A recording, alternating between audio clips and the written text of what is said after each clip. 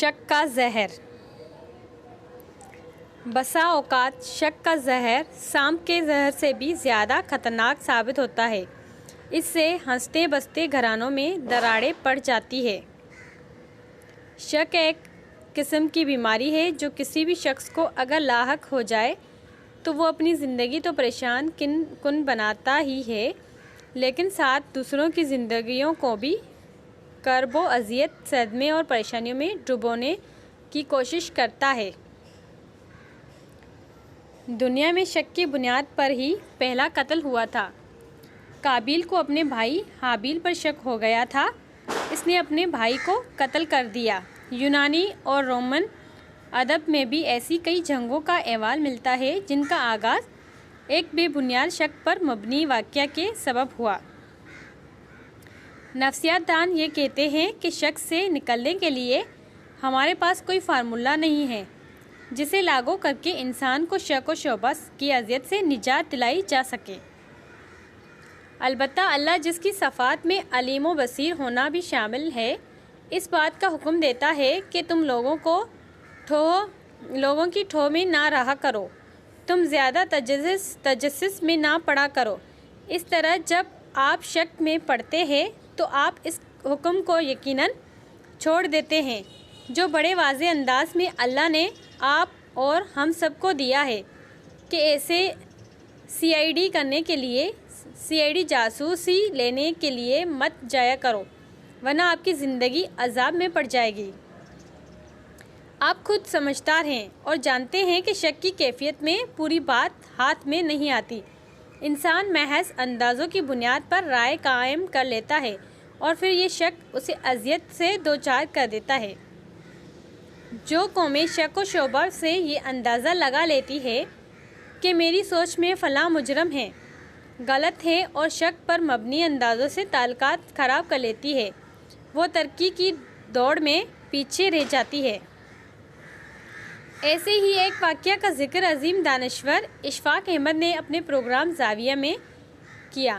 وہ کہتے ہیں کہ میرے ایک دوست سید اللہ جو نفسیات کے پروفیسر تھے اور لندن پی ایچ ڈی کرنے گئے تھے، جب وہ پی ایچ ڈی کر رہے تھے اور وہاں انہیں 3-4 سال ہو گئے تھے۔ اس زمانے کی پی ایچ ڈی ذرا مشکل کام تھا تو ان کی بیوی کے ساتھ عجیب و غریب حادثہ گزرا۔ وہ جب تہہ خانے میں نہانے کے لیے جاتی اور پانی گرم کرنے والا الیکٹرک راڈ پانی میں ڈال کر نہانے لگتی تو عین اس وقت ان کے ٹیلی فون کی گھنٹی بج اٹھتی تھی اور وہ دوبارہ سے کپڑے پہن سیڑھیاں چڑھ کے ٹیلی فون کا ریسیور اٹھا کر جب ہیلو کہتی تھی تو انہیں کوئی جواب نہیں ملتا تھا، اور ان کے ساتھ یہ واقعہ تقریباً ہر روز پیش آتا۔ اس پر پروفیسر نے وہاں کی پولیس کو اس بات کی اطلاع کر دی اور پولیس نے تفتیش اور تحقیق شروع کی۔ جب ان کے دوست پروفیسر صاحب کی اہلیہ نہانے کے لیے نیچے گئی اور انہوں نے نہانا شروع کیا تو گھنٹی بجی۔ پولیس والوں نے فون اٹھایا لیکن کوئی جواب موصول نہ ہوا۔ پولیس اس حوالے سے تحقیق جاری رکھنے کا کہہ کر چلی گئی۔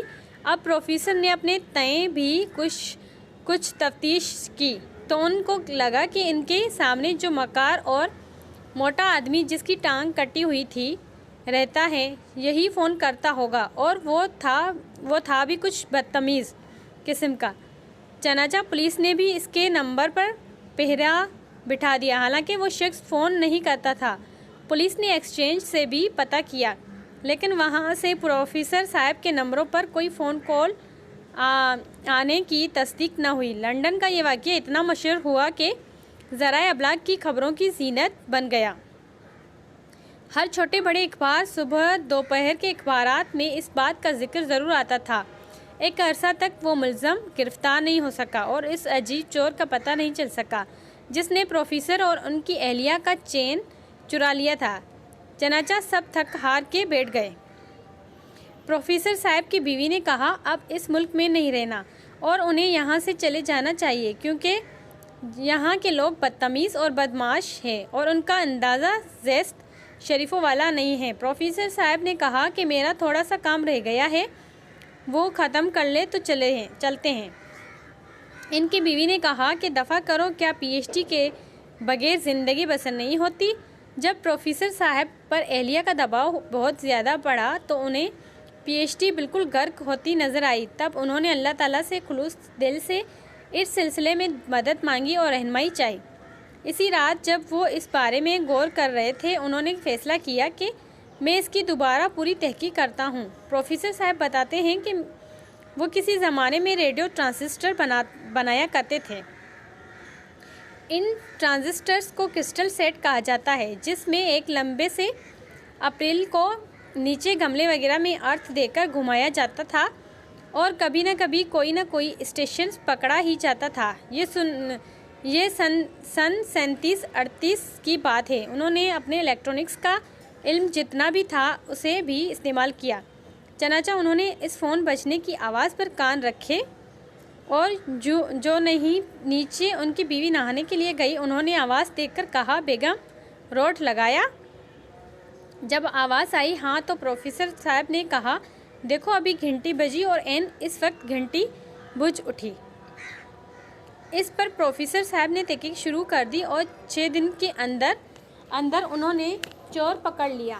جو ساری لنڈن اور ساری کانسٹیبلری سے پکڑا نہ جا سکا تھا، وہ چور پروفیسر صاحب نے پکڑ لیا۔ چور یہ تھا کہ جب وہ بجلی کا راڈ آن ہوتا تھا اور پانی ابالنے کے لیے اس میں ڈالا جاتا تھا تو عین اس وقت ہی گھنٹی بجتی تھی۔ غور کرنے پر پتہ چلا کہ جس بجلی کی تار سے راڈ منسلک تھا، اس تار کے قریب سے فون کی تار نیچے زمین میں سے گزرتی تھی۔